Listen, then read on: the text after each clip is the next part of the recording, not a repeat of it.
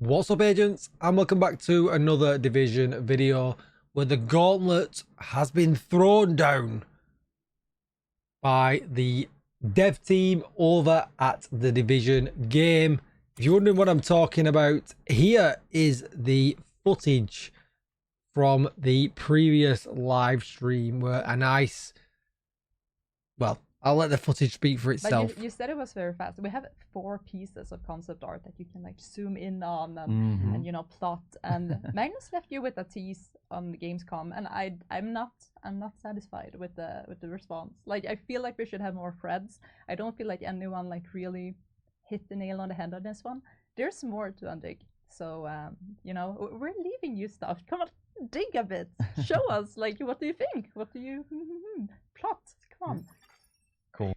So there we go. What do we think is going on with all of these lovely shots that we are getting for the Division 2 survivors? That was the interview with Magnus.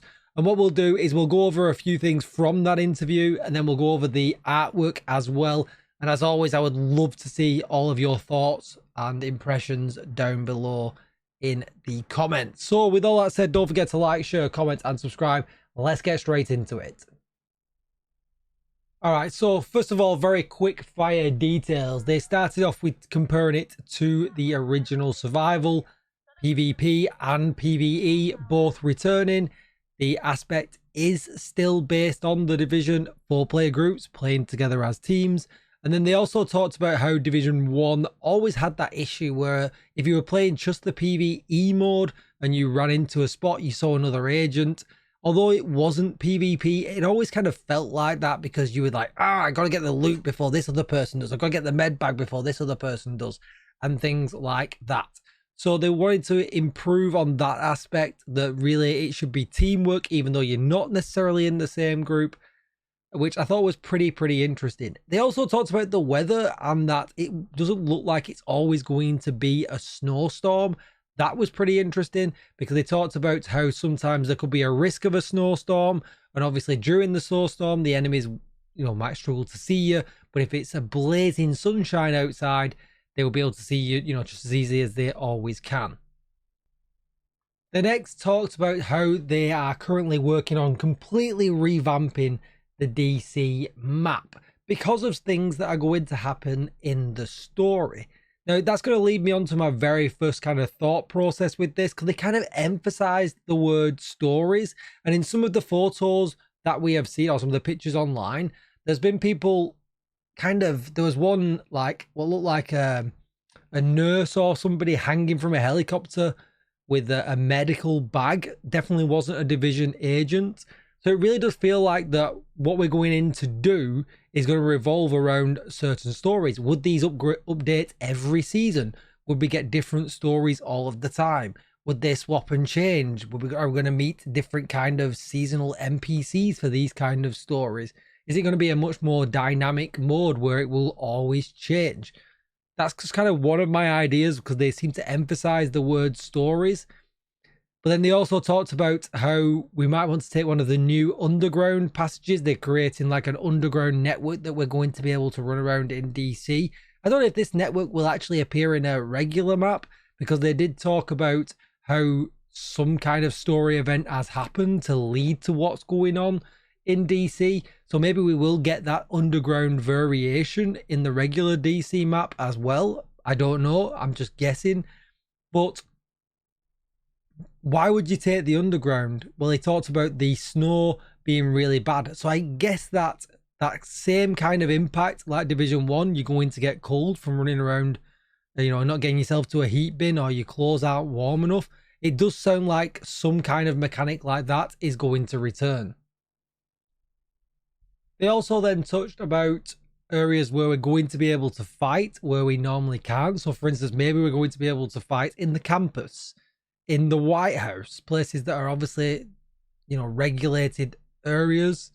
Maybe we're going to be able to fight in these changed kind of areas. Just looking at this photo in front of us, you can see this is the front of the White House. It's very different to what our White House looks like now. In fact, half of it looks absolutely destroyed. We'll come on to that just a little bit later on. Very quickly then, they mentioned that the ETF are actually going to get a chance to help shape it, and some ETF members are going to be selected to actually get to play it in early 2026. I've got my legs, toes, fingers, everything crossed being in the ETF. Good luck, everybody, and especially the new people that get recruited into the ETF, because they got 3,000 applicants. So yeah, good luck, everybody, that you get selected for that test and being able to give that input. If you do, please do make the most of it, because yeah, survival means so much to me as a division player. I really want this to be a huge success. Just to touch on that a little bit, when they talked about people being able to test it and play it, Magnus did mention to create a survivor's character. So it does sound like, obviously, we're not going to be using our own characters like survival. It's going to be an independent instance that maybe might be a one and done. Is it going to be like a roguelike where you can continue doing things until it dies? We know they've dabbled with wanting to bring in seasonal characters and things like that. Maybe this is the way that they're going to add that replayability, but without taking away, you know, the presence of our main character. Just another thought that I've been thinking about. All right, so this was the very first image that we had no idea what was going on. I think it was back around May, June time. I couldn't actually find it on the X. I had to rip it from an old video that I'd done. But this was the image where we saw snow for the very first time. The huge contaminated kind of drape over the top. A weird looking gun on the agent with a huge barrel, which was a little bit odd. Like animals at the front here as well. Everything's kind of trashed.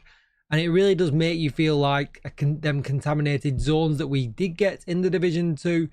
Or maybe in the Dark Zone from Division 1. Where you couldn't go into unless you had the appropriate level of protection. Maybe this is that kind of event returning. But it really didn't offer too much else apart from, you know, you could tell it's a division agent and snow, and, you know, something very, very bad has happened. And they're leaning into that when they talk about the story. This is obviously something bad that's happened. And maybe the Pact this season, we've got all these factions coming together. Maybe they're going to become some kind of huge universal superpower. And something bad really is going to happen to the entire of DC. And that would kind of just make sense with what we see here with this huge drape. Okay, and for this next one, that's their tease, which I believe was maybe just before Gamescom or maybe day one of Gamescom. Again, we can see snow is very much a thing here. There are these yellow warning tapes or keep out tapes kind of flung around everywhere, which kind of makes me feel like there's going to be areas where it says you can't go. Maybe they're part of that kind of hazardous area that we were just talking about with the last one. I'm not particularly sure. It doesn't look like the tarpaulin is over the top of the building in this shot, but maybe we just can't see it. It is very blurry back there. But yeah, winter has definitely hit. Everything looks very, very different. I mean, if the snow is going to be this thick on the floor, I mean, it's going to look absolutely fantastic. But I can't really take much else from this.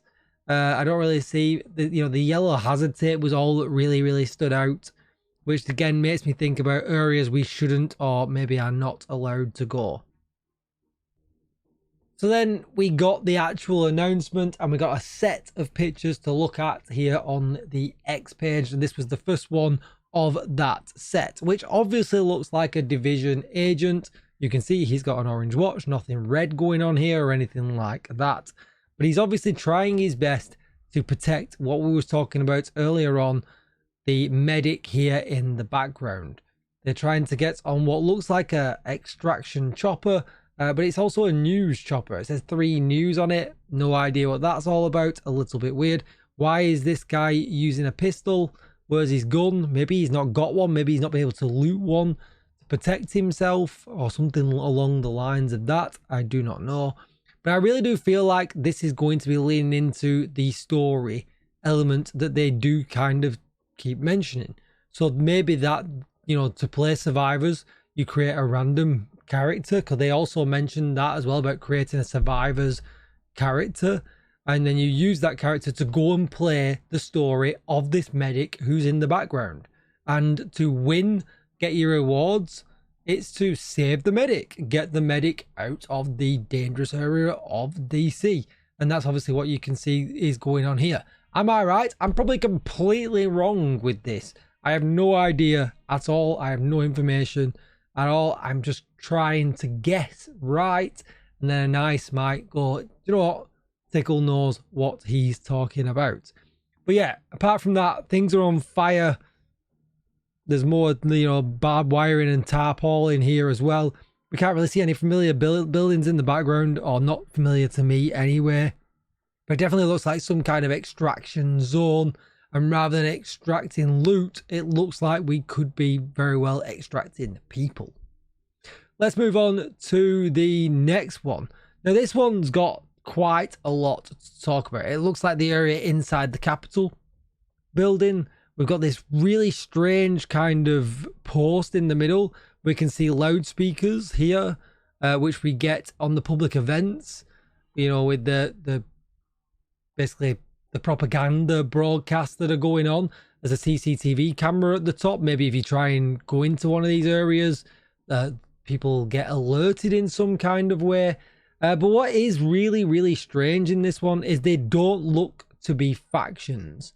This guy here on the left looks as close to a division agent as you're going to get, but I really don't think he is. There's no glowing orange light on him or anything like that, but they're definitely not a faction. And they talked about this big story element that's going to happen, and I really don't feel like this could happen, but are factions going to become so fractured that they're just not going to be a thing in Survivors because of whatever this big event is that happens to the entire of DC? Is it going to, all these factions are going to come together to try and defeat the division? Is something going to go incredibly wrong? Are we going to stop it? Is it going to fracture all of the factions into this basically non-organized, non-existent, pools of bad guys that are just going to be around grabbing and doing whatever they can, just as much as we would be in a Survivor's zone as well? Maybe we win. Maybe we win the day the division wins. But there is a huge cost to DC in that actually happening. But apart from that, yeah, I can't think. There's a map here on the bottom corner, but I can't kind of see what that is all about. But they definitely do look factionless. It looks like there's a hole and sunlight coming through the roof. Now, I don't recall in that area if that's a thing, but maybe the roof is just shattered. Maybe it's not there. Maybe it's been destroyed. Maybe we'll see a bit of the tarps hanging in if the building's a contaminated building and things like that. Yeah, I'm not sure. But again, yeah, and some other interesting things. And again, orange light looks like a division agent. This one up here looks a bit more red, but I don't think they would have an orange and red light. Let's move on to the next photo. All right, okay, so the monument here is just on fire. Obviously, we know this as a control point. It doesn't look very much like a control point anymore, but I'm not sure what else to kind of say at this. We've got two division agents walking towards it. The whole place is on fire. Why is it on fire? Is it being raided by these regular bad guys? Have we got to go there and get somebody, save a survivor? I don't know. But yeah, I don't really know what else to say about this picture. But yeah, I feel like I'm failing on digging when it comes to this picture. And then just what we were talking about earlier on, we got this photo of the White House. Now, it does lean back to animals again. You can see here, we had in that very first photograph, there was animals there. Animals are here again. I don't know if I could bring myself to be hunting animals in the division. I've never shot an animal, but I'm just not that kind of person. But as you can see here, there's a helicopter up in the top. These big contaminated drapes or tarpaulin looks to be all over it again. But obviously, as you can see, the whole outside, the whole social area, the whole chopper area on the left, and I would guess the chopper area on the right, is just completely gone. It doesn't look like we can even run in them areas. It's just full of debris. But we're not getting in this building. It's not being protected by humans or anything like that. It's being protected by what looks like a pack of wild dogs. But again, two division agents walking towards it. Their aim is obviously to get back in the White House. The lights are on. Somebody's home. Is it Manny? I don't know who's in there. Or is this just a place that we've got to go to extract? Is that why this chopper is here above? Yeah, I don't know. I don't know. Let's move on. All right, then next up we got a set of photos to look at as well. I think these are the last ones for this, but it leans into a few of the theories that I've already talked about. So as you can see here, it looks like we've got 3 regular division agents, all orange lights on the backpack and on the wrist. There is somebody here. Now, this one doesn't stand out as much as the medic in the helicopter photograph, but obviously it does look like these division agents are trying to protect this person from harm from these guys here. Now, these guys again look factionless. You know, I'm pretty convinced that factions, something very bad has gone wrong and there may not be a thing. Now, that's the whole identity of the division, so I can't imagine that it really is that. But, you know, are these just other people? Can you choose to play survivors as a division agent or as a bad guy? And then, you know, although yes, technically they will be rogue agents, maybe there's some other kind of bad unit or something that we can play against. I don't know. I feel like I'm stretching, but why have we not seen any red circles in any of these promo videos? They've confirmed that there is PvP in there, so surely that would be a rogue agent. Yeah, I'm not entirely sure. And these guys look very, very different. You know, this guy here all dressed in green, but then this guy here all dressed in black and white. These two are then in green. You know, why is this one so much different than the other 3? They don't look like a faction that belongs together. Maybe it's a new faction. You know, maybe that's what it is. Maybe, you know, all this fighting and the pacts and whatever else goes on with the factions, maybe it breeds a brand new faction that we've not had in the game before, and they're more just like a jumble of whatever they can be, you know, whatever they can lay their hands on or something like that. We can just about see the tarp on the building in the background again, which does kind of signify some kind of contaminated area. Maybe that's where we're trying to get, you know, this person to. As we just saw with the White House photo, there was a helicopter there. So maybe we've got to get these survivors to these major landmarks in DC to complete the story, to complete the survivors story or something like that, or simply just to get them extracted. That definitely does seem to be the more favorable of the options that's flying around on the internet when anyone kind of sees these photos. Then we've got good old Tommy here featuring in this photo here. Now, to me, that again screams story. It screams when we used to run around Division 1, getting the echoes. Same in Division 2, we got the echoes and you got a part of the story and then you moved on to the next one. Remember, you followed the direction to get the next part of the story. This feels like this agent is starting some kind of quest, maybe to find the owner of this Tommy, the teddy. You got to kind of locate them, find out what happened to them, and then extract them. Maybe that, you know, again, leaning into that kind of individual story aspect. Whether these stories will have any kind of impact on, you know, our gameplay aside from just getting them extracted and getting loot, I do not know. But as you can see, I've got my very own Tommy. Maybe I'll feature in Survivors. But really, I have no idea what's going on here. Obviously, it's an apartment. There's a heavy significance here on children's drawings around the apartment, wooden barricading on the door, you know, toys and things like that. There's a backpack on the couch. People have been living rough. We can see here the sleeping bag, a football, you know, a red tub of some kind. But yeah, it feels like, you know, we've been sent in as a division agent to find somebody, find clues, track somebody down, maybe try and, you know, maybe that's it. You go in, follow the clues, find what you're after, and then extract it. Maybe that's what we will be looking to do. But it doesn't look like they've been going outside because the hopscotch is inside. You know, it looks like they've been confined to this one room. Then we've got this underground shot that we got during the live stream when they were talking about how they've revamped the entire underground system in DC and that we're going to be able to travel underground. But obviously we're not going to be able to pass down in this passage. It's on fire.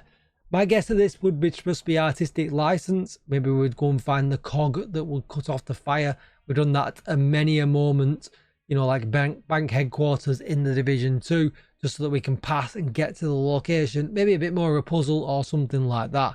It looks really good. I feel like it's probably something fairly simple. Or maybe this is dynamic map adjustment. Maybe every time we load into the map, hazards appear in different places. And, you know, maybe we will never be able to get down this one in this session. But maybe in the next session, there might not be a fire there or something like that.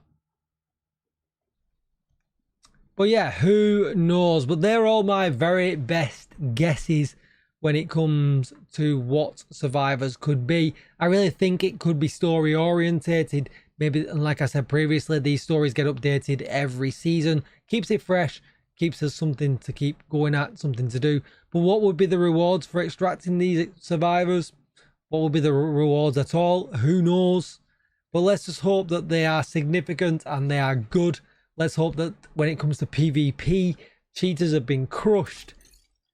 And I think they said we're going to get another clue at some point soon. So be on the lookout for that. But as always, let me know down below. Do you think I'm way off? Do you think I'm way on?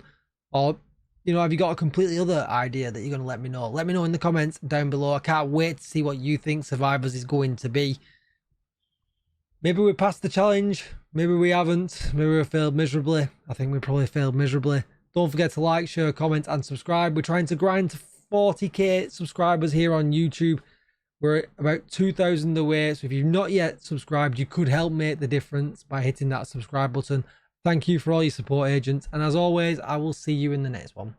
Bye-bye.